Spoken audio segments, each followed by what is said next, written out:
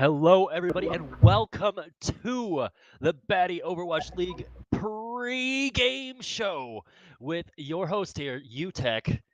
And guess what? We have Albinojoe here. Hello, hello. And as our third chair, our guest host today, we have JoshDanko. How's it going, Hello. Josh? Yeah, it's going pretty good. Thanks for having me. It's a pleasure. Always a pleasure. We are in week 8 of the Batty Overwatch League Season 5. And you know what? You haven't been on the pre-game show before, and so how's your season been going, man? How are things going? Things with our team have been going pretty well. We had a strong start to the season, as every team was trying to figure out their identities and whatnot. Ours, in particular, I think, just kind of had a little bit of an advantage having some chemistry through people that play frequently with myself, Heron, and Dano. We play actually outside of the league and whatnot, but it's been a little bit of a struggle as other teams have put some stuff together, like finding out what they want to run and what their strengths are. So kind of put us a little back in the more recent weeks, but we're getting ourselves together. It's nice.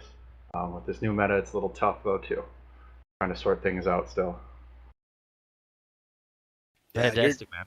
Your team was definitely, you look to be a force to be reckoned with at the very beginning of the season as you went 3-0 against All Dab No Blab, 3-0 against Casting Couch, and then Bench Life kind of stopped you in your tracks there, and since then it's been a little bit rough trying to get your stride back 100%. But hey, leading from, how your team is feeling universally to the matchups tonight. Week 1, you played All Dab No Blab and skunked them, and this week you're also playing All Dab No Blab, but with a lot more information between you guys shared, with previous games as well as just your standings. Both you guys, 11 wins to All Dab No Blab and 9.5 wins to you guys, and you're the middle of the pack crew. Yeah, I don't know. Right. This is going to be a fight for the third or fourth playoff seed right here, and then from there we could get it's where we want to seed in the playoffs. Could be a rough one, but we have our DPS on Dirty Dan. I have some faith in him tonight. Yeah, let's talk a little bit about Dirty Dan because let's not forget he went for $0. For free.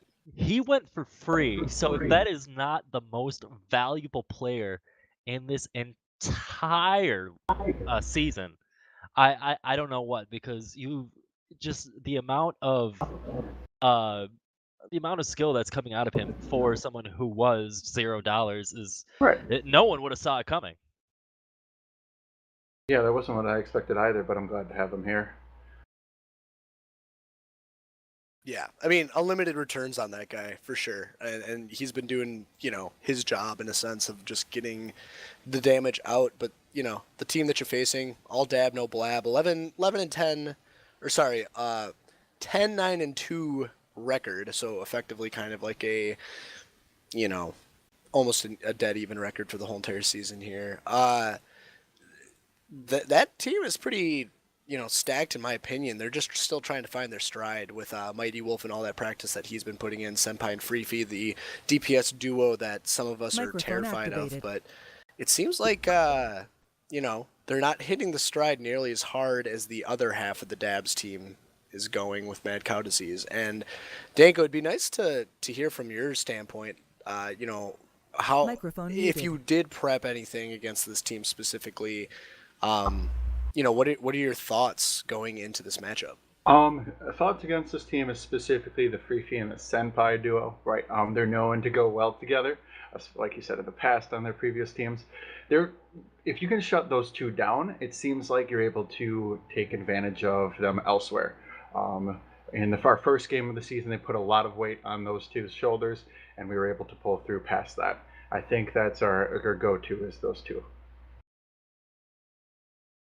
Well, you heard it here, All Dabs, No Blab. That's their strategy.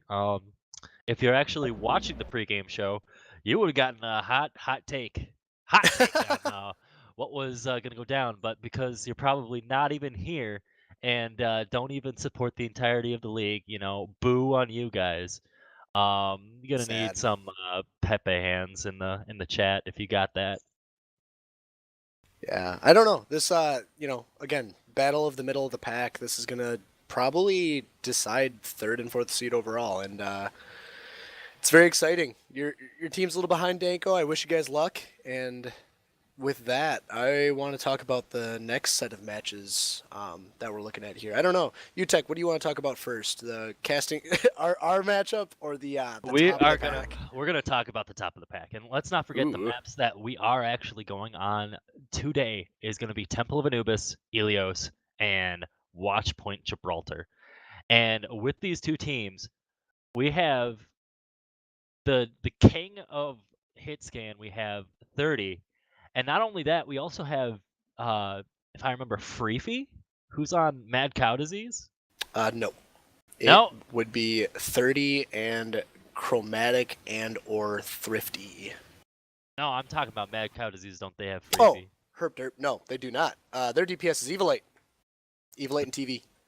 Oh god, man, I am completely gone today. Get All good, right. noob. Yeah, no, I'm getting got here. So yeah, TV Junkie, who's also equivalent, and then of course you have Chromatic on that Zarya and Evolite on the Mad Cow Disease as well. Like holy, like he has been putting a lot of work in to playing the Pharah, playing those key ultimate roles, like knowing how to get those wombo combo of ults, and not only that, like it's been some fantastic Overwatch play from both of these teams. Oh yeah, for sure. And Mad Cow Disease, it's a weirdly stacked roster, and I said this at the start of the season, and it didn't catch on right away, but now they've caught their stride with, TV Junkies delivering on that Doomfist, on the Widow, on whatever the hell he's playing. Evolite, as we voted, I believe, last season, the most improved player. People are saying they're going to vote for him again as most improved player. And then your tanks, destructive dude. Probably Utech. If there's anyone who's giving you a run for the money for your money this league, it's him. And then Crystallize, I believe, is that secondary tank who, he might be the weakest link on the team, but it's really hard to tell because they just play so well together now. And then you got the healing duo, Kazuki with Coconut Internet and Huckleton. So Mad Cow Disease is just crazy stacked. But then you look at Bench Life, and that's also stacked. You got 30. You got Chromatic, and that's just the power carry duo. But then Dub Drum for $0, he's playing. I think he's playing better than. No offense to your team, Danko, better than Dirty Dan. He's paying off dividends and doing it well. TK Thrifty, a very competent player. Valk, very competent as well as that tank role. Checkers, the Mercy who snipes people and gets 7 kills over the course of a series, or 8 kills, or whatever the hell.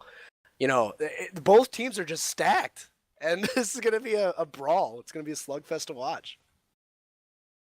Checkers for MVP. She's really been pulling through on those Widow plays, or Widow kills rather on Mercy.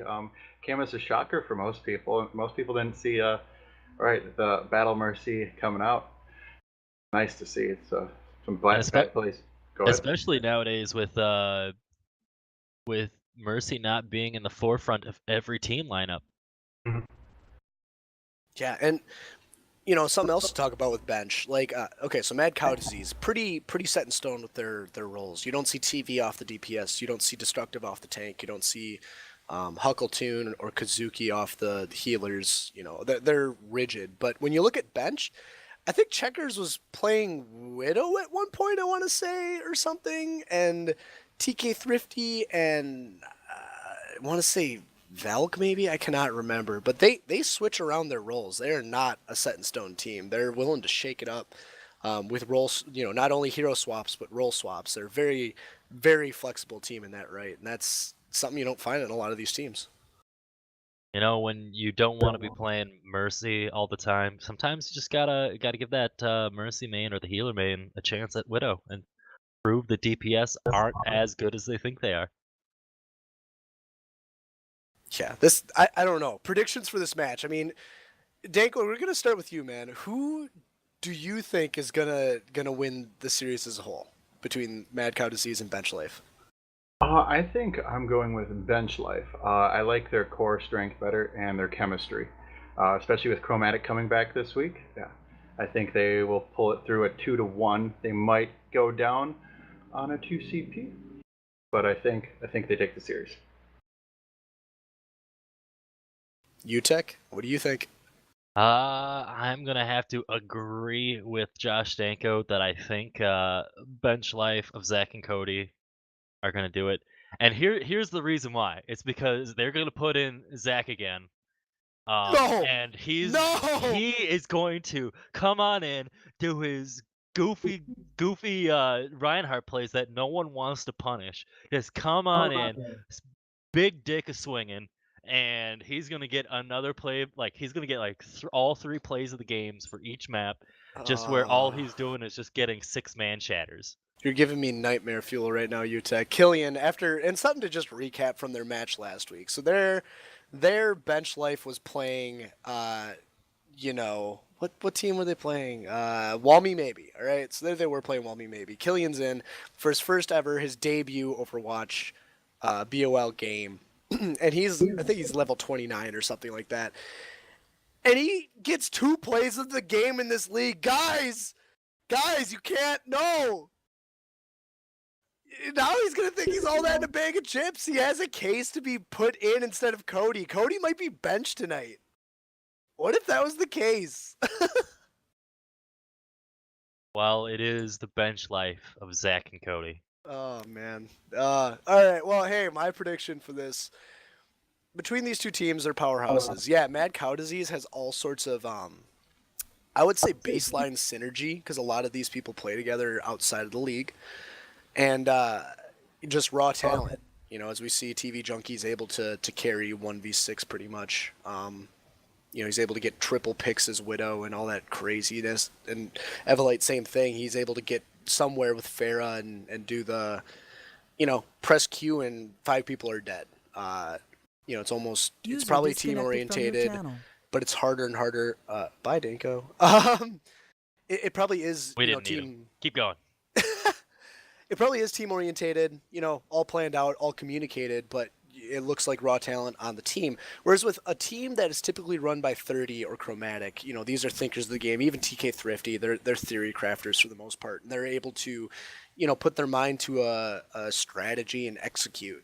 And I think that's what's going to give bench life the edge. Is raw skill is important in this, obviously, but team communication and executing a plan that everyone can envision is very important. And with the leadership and the brains and all that stuff on that team, big brain 900 IQ plays here. They're going to have the edge over Mad Cow Disease, and I think that's all 3 of us saying that bench life is going to win it, even though Mad Cow Disease is on top in the standings here. So it's going to be a really fun game to watch. So what you're saying, Joey, and correct me if I'm wrong, Mad Cow Disease is the scrappy young squire who's just like, I got him full of potential, full of life, full of intuition and instinct. And then you have the evil villain mastermind of Bench Life versus Zach and Cody, with their dastardly plans. And I agree. Putting my bets on the bad guys. Hey, wake up! Yeah, man. I mean, I wouldn't say. Wait, are you calling Bench Life the bad guys? Yeah, they're the bad guys. They're the evil ones. If they're the smart ones, it means they're evil. I guess like the evil masterminds or whatever. Sure. All I right. get what you're saying. I see it. But let's go on to the cream of the crop, the game of the night that everyone wants to see. And by everyone, I mean everyone in this league and their mom wants to see Casting Couch versus Wall Me Maybe. The baddening. The battle of the bads. The supercalifragilisticexpialidocious bad dish. What this is going, these are the 2 teams that are essentially fighting for their right to play in the playoffs this season. Yeah, and I mean, this is like prime time shitty reality TV between these 2 teams. It's just, why isn't Casting Couch good? Well, according to Heron's power rankings, we make the same mistakes and, just kind of stay bad. And why isn't Walmy maybe winning games? Well, they did something drastic with a benching of one of their best players, and then somehow are able to communicate and start winning games. Not necessarily series, but they could take a win within a series. So it's both the team dynamics, speaking very, very objectively. Not, I am on casting couch, full disclosure, both of us. But we are casters, and we yeah, have to be impartial. yeah, and But because that has been said, Walmy maybe is receiving an early game penalty, and will be losing one game automatically. what? Coming from the commissioner himself, in no way. I mean, I have no idea why we would do such a thing. Are you spreading fake news right now? You spreading fake news? I only speak the truth, Joey. Oh my god. Okay, well, hey, so both these teams, again, objectively, just casting couch, talent's there. We have very skilled players. Something wrong with the communication, alts, everyone gets hypey, things go awry, and then suddenly the cart goes from not even capping point 1 to it's like halfway to the third point within a payload map. And then Walmy maybe, they just couldn't catch a stride ever.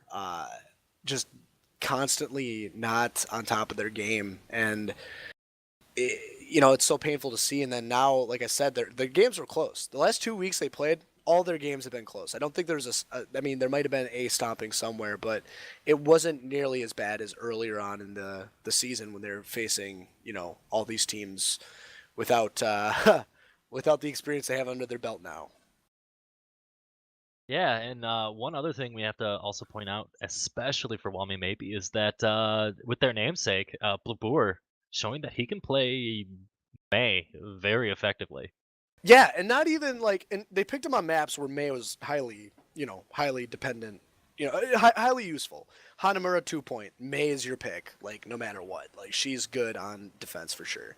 But with how good he's shown to be on May, it's kind of weird because you don't know where the line is between the skill of an individual player on one individual hero compared to that player's mediocre skill on other players and or on other heroes. All I'm trying to say is that Blab is amazing, pun kind of intended, on May, and they keep switching him off it. And when he's not playing May, he doesn't. I've casted those games. I don't see him. I don't see him doing as big of an impact as he would otherwise. All right. Final comments here, and we'll go on to the bad plays of the week from last week. So, if you had to put your money on it, who do you think's gonna win, Casting Couch or Walmy maybe? I don't know, man. I mean, I gotta believe in us. I gotta believe in us. Us, Casting Couch.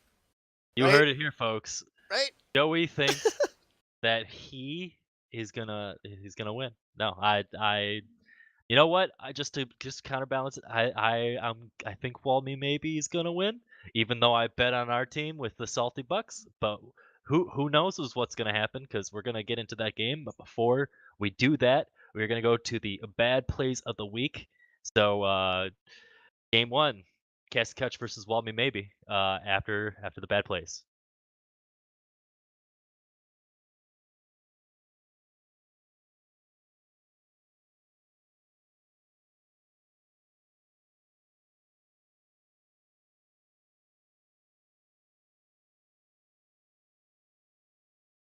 That Bastion, it just all went down, but TV nonetheless will get to play the game as a consolation prize.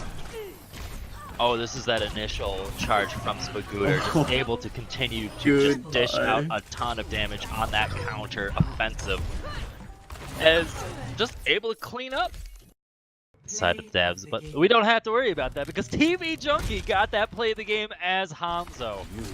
Get out both supports in this Dragon Strike, if I remember correctly, or at least one. Doesn't even have to worry about it. No, it just takes out the support. Play of the game.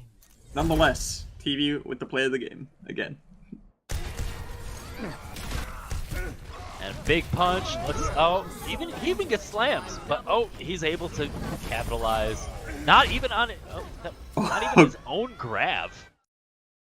Play of the game. not really making effective use of their ults. I would have liked to see Nano to help build that Graviton faster. Yep. So here we see Mac coming out, picks up the 2K. Gonna find himself another 2K here. Yeah, this is a huge play from Josh. Yeah. Play of the Wow, game. wait, it's not Utech. Wait, what? Excuse Hello? me? Oh, it's the boot. Okay. Those, Okay. those count for a lot, I guess, yeah. As far as play of the games go. Yeah. Play of the game. 30 Dan on that Hanzo. Alright, this is just gonna be a Double kill. Earth Shatter Hanzo ult combo. You don't see that every day. Double kill.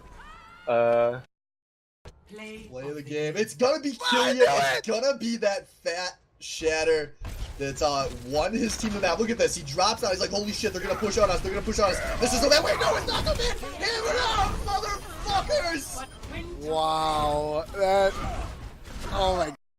Game here coming out of Checkers, none other than Checkers. No, it's gonna be her getting into No Wonder's face like that. No, maybe it's not. It's a pretty aggressive play into a pretty aggressive res here. It's all pistol play. What the hell? Are you And kidding this me? was actually, yeah, that was during the fight that they won on. Play Play of the game. Oh, it's gonna be Killian. Why? He gets embarrassed with the game. Oh, look at this. It's just gonna be overtime. This wasn't even a real team fight. What? What? Double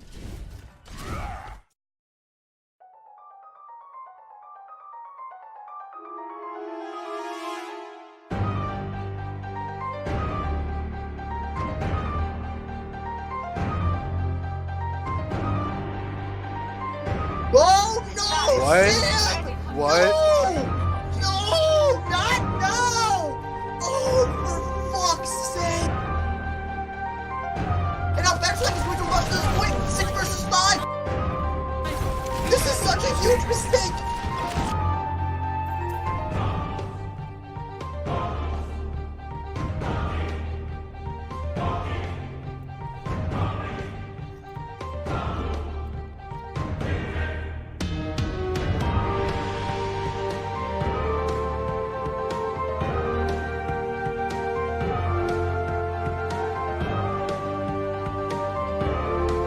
Pendry staying in that corner. He's It's just a gonna little- get staggered.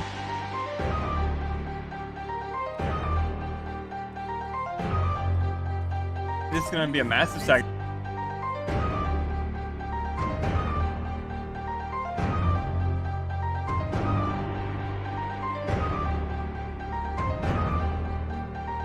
Just stalling. I Oh. don't agree with that. Hope call for AJ is 0.